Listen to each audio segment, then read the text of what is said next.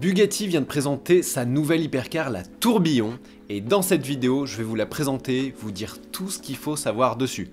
Sur son design, sur son moteur, ses performances, son prix, et enfin je vous donnerai mon avis personnel dessus. Après le lancement de la Veyron en 2004, la première voiture qui faisait plus de 1000 chevaux, et de la Chiron, sa remplaçante, en 2016, Bugatti a donc présenté hier soir à Molsheim en Alsace la Tourbillon, la remplaçante de la Chiron. Pour moi, c'est peut-être le lancement d'hypercar le plus important de la décennie. Bon, commençons par le style. Bugatti annonce que, comme la Veyron et la Chiron, la Tourbillon a été façonnée par la vitesse. L'aérodynamisme et le refroidissement ont donc été les contraintes qui ont guidé le design, qui reprend les codes de la marque. Calandre en fer à cheval, qu'on retrouve sur toutes les Bugatti depuis la Type 35 en 1924, l'arête centrale qui est inspirée de la Type 57 SC Atlantique, et enfin la ligne Bugatti en C et la combinaison bicolore inspirée de la Bugatti Royale. Clairement, avec la Tourbillon, pas de révolution mais une évolution des lignes de la Chiron. Très peu de gens l'ont noté, et Bugatti n'en a même pas parlé lors de la présentation, mais je trouve que la Tourbillon est très inspirée du concept Atlantique sorti en 2015. C'est un concept qui devait être montré à Genève et à Pebble Beach, mais le Dieselgate du groupe Volkswagen en a, paraît-il, eu raison, et ce concept il a jamais été officiellement présenté. Ce concept il avait la même calandre en fer à cheval un petit peu écrasé, des phares fins et surtout les mêmes portes dièdres qui s'ouvrent vers le haut en emmenant une partie du toit. La ligne de toit de la Tourbillon elle est abaissée, la ligne Bugatti en C du profil est plus prononcée, et de profil on voit que la partie basse de l'arrière de la voiture semble plus haut. Ça c'est parce qu'ils sont partis sur un nouveau concept de diffuseur qui part du milieu de la voiture pour arriver à l'arrière et être plus haut qu'avant avec un angle plus élevé. Ça permet plus d'appui aérodynamique et de se passer d'aileron pour les vitesses maximales. On a toujours l'aileron déployable, mais il sert plus d'aérofrein et d'appui aérodynamique à moyenne vitesse. Le diffuseur il intègre aussi les structures anti-collision à l'arrière, ça c'est nouveau, donc pas de pare-choc, ce qui permet cette structure très ouverte de l'arrière. À l'avant, les formes elles guident le flux d'air sous les phares pour augmenter le débit dans les prises d'air latérales. Ça permet un meilleur refroidissement, et l'air qui ressort du capot permet aussi d'augmenter l'appui, et on a un coffre plus grand que celui de la Chiron qui est intégré à l'avant. Bugatti s'est aussi efforcé d'intégrer plus d'espace de rangement dans cette nouvelle voiture. À l'arrière, toujours pas de capot moteur, on a toujours le moteur qui est exposé avec l'arête centrale qui passe au-dessus, c'est magnifique.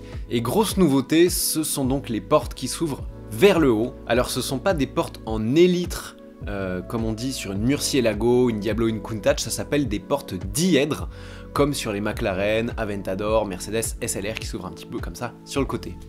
Et comme sur une McLaren F1 ou une Ferrari Enzo, les charnières de portes sont à la base et en haut du pare-brise, et donc la porte monte vers le haut et une partie du toit est incluse dans la porte, ce qui devrait permettre un accès à bord assez facile. Ces portes qui sont spectaculaires sont à commande électrique et elles peuvent être ouvertes et fermées avec la clé, via le bouton d'ouverture situé sous la ligne Bugatti ou via celui de la console centrale une fois qu'on est à l'intérieur. Maintenant, l'intérieur de la Tourbillon. À l'intérieur, pas de révolution au premier regard, ça ressemble quand même beaucoup à la Chiron, si ce n'est le compteur. Bugatti a judicieusement fait l'impasse sur les écrans numériques et tactiles que les autres constructeurs intègrent depuis plus de 10 ans à leur voiture et qui deviennent très vite obsolètes. Comme pour la Veyron et pour la Chiron, l'intérieur de la Tourbillon a été conçu pour être intemporel. La pièce maîtresse de cet intérieur, c'est bien évidemment le compteur. Conçu et fabriqué à la main avec le savoir-faire des horlogers suisses, il est composé de plus de 600 pièces en titane et il intègre des pierres précieuses comme le saphir et le rubis. Le compteur ne pèse que 700 grammes au total et c'est lui qui a inspiré le nom de la voiture. Nouveauté plutôt atypique, le volant. Désormais à moyeu fixe, c'est du jamais vu chez les supercars et les hypercars à ma connaissance, mais ça a déjà existé chez Citroën notamment avec les C4 et C5. Grâce à ça, le conducteur profitera d'une vue toujours dégagée sur le compteur, quel que soit l'angle de braquage. La console centrale est fabriquée en aluminium et en cristal, une conception qui permet de voir l'ensemble des mécanismes des boutons. La mise au point de ce verre cristal a été complexe afin de garantir sa transparence, sa résistance et sa sécurité en cas d'accident. Tous les boutons et pièces en alu sont usinés à partir d'un seul bloc de métal Et le bouton d'allumage du tout nouveau V16 est vraiment très sympa. C'est un bouton qu'on tire, un bouton poussoir qu'on tire, un clin d'œil aux anciennes autos où on tirait pour démarrer le moteur et on poussait pour l'arrêter. L'intérieur dispose quand même d'un écran numérique haute définition, il est caché au sommet de la console centrale. Le conducteur peut le déployer via un mécanisme d'une grande finesse, Dixit Bugatti, en mode portrait ou paysage pour y faire apparaître les données du véhicule, les options de connectivité ou bien la caméra de recul. Les sièges sont désormais fixes, le dossier est inclinable, mais l'assise est fixée à la monocoque, ainsi ils sont plus bas et plus légers. Le pédalier est maintenant réglable électriquement pour ajuster sa position de conduite. Nouveauté innovante à l'intérieur encore, la tourbillon se passe de haut-parleurs et de caissons de basse pour son système audio. Au lieu de ça, on a des excitateurs qui sont disposés derrière les panneaux de porte et dans l'ensemble de l'intérieur, qui les font vibrer. C'est donc les panneaux intérieurs qui font office de haut-parleurs, on gagne en poids et en design. Parlons du nom de cette nouvelle Bugatti 2 secondes. Il a été inspiré par le monde de l'horlogerie que l'on retrouve au niveau du compteur, le tourbillon. Le tourbillon, c'est une complication qui existe dans les montres mécaniques de haute horlogerie. Pour Bugatti, ça représente le côté artisanal, le savoir-faire et le côté mécanique de précision que l'on retrouve au niveau du compteur. Comme disait Ettore Bugatti, rien n'est trop beau, rien n'est trop cher. Maintenant parlons du moteur de la tourbillon et des performances de la voiture. Le point commun qu'il y avait entre la Veyron et la Chiron, c'était leur moteur, le W16 quadri-turbo de 8 litres qui faisait 1000 chevaux dans la Veyron, puis 1500 et 1600 dans la Chiron et Chiron Super Sport. Avec la tourbillon, Bugatti est parti sur un tout nouveau concept. Adieu le W16 Quad Turbo et bienvenue au V16 Atmo hybride. En 2021, Rimac, l'entreprise croate qui produit la Nevera, une hypercar électrique et tout plein de systèmes de batterie et de motorisation électrique, elle est devenue actionnaire majoritaire de Bugatti. Rimac détient 55% de Bugatti et Porsche 45%. Pour la nouvelle Bugatti, ils ont voulu changer le concept moteur, mais rester unique, parce que, encore une fois, comme le disait Ettore Bugatti, si c'est comparable, ce n'est plus une Bugatti. Ils sont donc partis sur une architecture moteur hybride composée d'un V16 atmosphérique à 90 degrés de 8 litres 3, on a augmenté en cylindrée, conçu en collaboration avec Cosworth, et 3 moteurs électriques, 2 sur l'essieu avant et 1 sur l'essieu arrière, associé à un pack de batterie à la technologie 800 volts, des batteries de 25 kWh, logées dans le tunnel central et derrière les passagers. On est donc toujours sur une voiture 4 roues motrices, mais cette fois, le moteur thermique devrait envoyer sa puissance uniquement aux roues arrière, ce qui évite notamment l'installation d'un énorme arbre et tunnel de transmission pour envoyer le couple aux roues avant. Ça a aussi permis d'augmenter l'espace dans l'habitacle et de rapprocher le conducteur et son passager. Ce V16 qui pèse que 252 kg développe 1000 chevaux à 9000 tours minute, 900 Nm et les moteurs électriques jusqu'à 800 chevaux. La batterie et les moteurs électriques sont bien évidemment produits par Rimac. La voiture est conçue pour pouvoir rouler en mode tout électrique avec une autonomie de 60 km, en hybride ou, chose assez sympa, en 100% thermique, donc sans électrique du tout. En général, l'arrivée d'une hybridation s'associe à une inévitable prise de poids. Pas chez Bugatti, la tourbillon, malgré ses moteurs électriques et sa batterie qui pèse environ 300 kg, elle est plus légère que la Chiron. Ça veut dire que Bugatti a quand même réussi à gagner plus de 300 kg sur le développement de la voiture, et ça, c'est un tour de force d'ingénierie. Le tour de force, il est aussi sur l'intégration du moteur dans la voiture, parce qu'un V16, c'est par définition plus long qu'un W16 qui a ses cylindres décalés, mais son intégration ingénieuse permet à la nouvelle tourbillon d'être seulement 2 mm je crois plus longue que la Chiron. Le V16 Atmo il est aussi beaucoup plus léger que le W16 parce qu'il se passe des turbos, des intercooleurs qui sont obligatoires quand on a des turbos, et de toute la tuyauterie qui est associée. Associé à ce V16 hybride, on a une nouvelle boîte de vitesse à double embrayage à 8 rapports qui est plus légère. Qui dit moteur Atmo dit nouveau son moteur. Un moteur Atmo ça délivre en général une expérience sonore bien plus émotionnelle qu'un moteur turbo. Bugatti travaille sur ce V16 depuis plus de 2 ans et ils ont dévoilé le son du moteur sur le banc de puissance. Je vous laisse juger.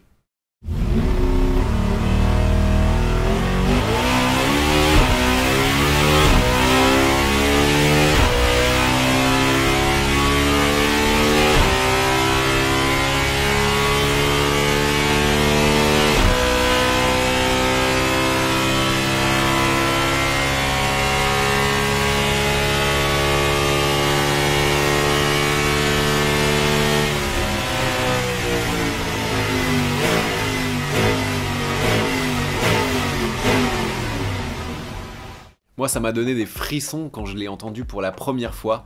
C'est monté en régime d'un V16 à 9000 tours minute, je trouve ça incroyable. C'est un son qui ressemble à aucun autre, ni à la Chiron et son W16 quad turbo, ni à un V8, ni à un V12. Ça a l'air viscéral et mécanique comme un moteur de voiture de course, j'adore. J'ai hâte d'entendre la tourbillon rouler pour la première fois et voir ce que va cracher l'échappement. La structure de la voiture est aussi totalement nouvelle. La monocoque en carbone intègre les batteries, des conduites d'air, le diffuseur intègre la crashbox à l'arrière, plein d'innovations qui permettent de se passer de nombreuses pièces individuelles assemblées, et tout ça, ça fait gagner beaucoup de poids. Les triangles de suspension par exemple, ils sont plus composés de plusieurs petites pièces assemblées, mais ils sont imprimés en 3D. On a des nouveaux freins carbone céramique, un système de freinage électronique pour être associé au moteur hybride évidemment, et de nouveaux pneus Michelin Pilot Sport Cup 2 conçus sur mesure pour la tourbillon, 285 mm à l'avant, 345 à l'arrière, montés sur des jantes de 20 pouces à l'avant et 21 pouces à l'arrière. Au niveau des performances, ça rigole pas du tout. La tourbillon réalise le tour de force d'être plus légère que la Chiron, alors qu'on lui a collé un système d'hybridation et des batteries de 300 kg. Elle pèse seulement 1995 kg à sec, alors que la Chiron était juste au-dessus des 2 tonnes. Elle accélère de 0 à 100 en 2 secondes, 0 à 200 moins de 5 secondes, 0 à 300 moins de 10 secondes et 0 à 400 moins de 25 secondes. C'est 7 secondes de mieux que la Chiron. Vitesse max avec la clé de VMAX 445 km/h, 380 km/h sans la speed key. Seulement 250 exemplaires seront produits, prix de base 3,8 millions hors taxe, donc avec des options et la TVA, on sera une voiture qui sera autour de 5 millions d'euros. Et des infos que j'ai eues, il y aura peut-être des évolutions en super sport, en cabriolet, etc. Mais plus d'éditions spéciales basées sur des looks un petit peu personnalisés, comme on a pu l'avoir sur la Veyron et la Chiron, avec la Veyron l'or blanc, la Chiron les légendes du ciel, etc. etc. Ça, c'est fini. Les clients trouvaient qu'il y avait trop d'éditions spéciales, du coup Bugatti a arrêté. Maintenant, mon avis sur cette voiture, cette nouvelle tourbillon.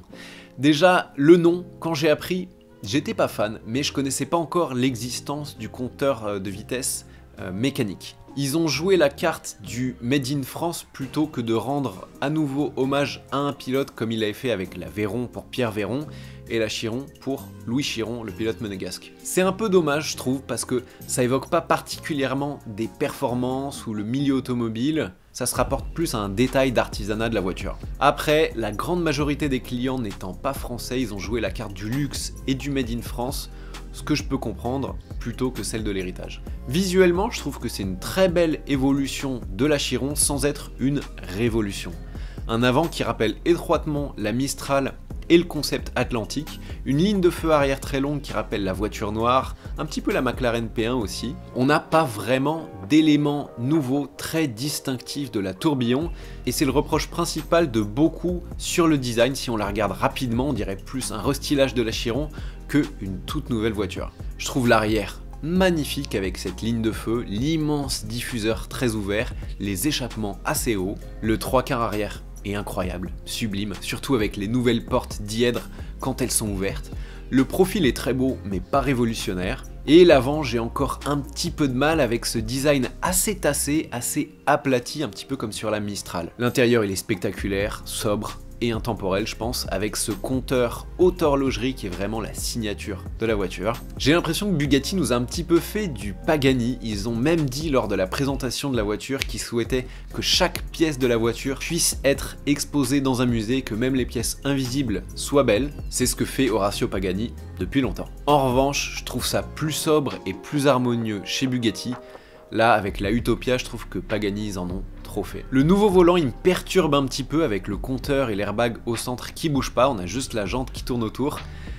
C'est très beau, mais je pense qu'il faut que je m'y habitue encore un petit peu. Ces nouvelles portes dièdre qui s'ouvrent comme ça, j'aime beaucoup, c'est spectaculaire et vraiment c'est ce qu'on veut sur une hypercar. Et le fait qu'une partie du toit s'ouvre avec, j'adore, ça me rappelle la McLaren F1, la Ferrari Enzo, des légendes de l'automobile. Niveau moteur, gros coup de cœur quand même, on n'est pas passé au full électrique et on est même revenu au moteur Atmo. Le moteur électrique que tout le monde critique, il est venu sauver l'Atmo en fait. La combinaison des deux, elle assure des performances folles et un son moteur qui promet d'être incroyable, donc ça, bravo. J'aimais beaucoup le son de la Chiron et de l'Aveyron, un son de moteur d'avion de chasse, de puissance brute, ça soufflait très fort, mais ça hurlait pas. Là, avec un V16 Atmo qui prend 9000 tours, ça devrait causer. Et le V16, dont l'habillage est tout en carbone, et en plus visible à l'arrière avec la structure ouverte, et c'est une œuvre d'art. Au final, une révolution sur le plan technique, moins sur le plan esthétique, mais elle coche quand même toutes les cases de l'hypercar vu par Bugatti.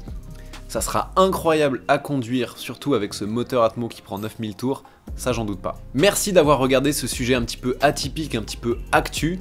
Dites-moi si ça vous a plu et surtout on se retrouve dans les commentaires pour donner nos avis sur cette toute nouvelle hypercar Bugatti, la Tourbillon.